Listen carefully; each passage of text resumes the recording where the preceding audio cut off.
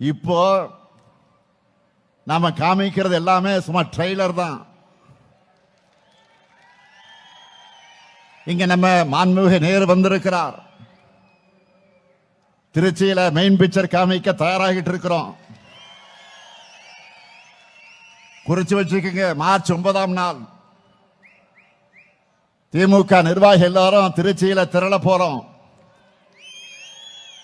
எவ்வளவு பேரு? 10 லட்சம் பேர் கூடுகிற மாநாட்டை தமிழ்நாடே பார்க்க போகுது. மொத்தமா கணக்கு பண்ணி பார்த்தா கடந்த டிசம்பர் மாதம் திருவண்ணாமலையில தொடங்கி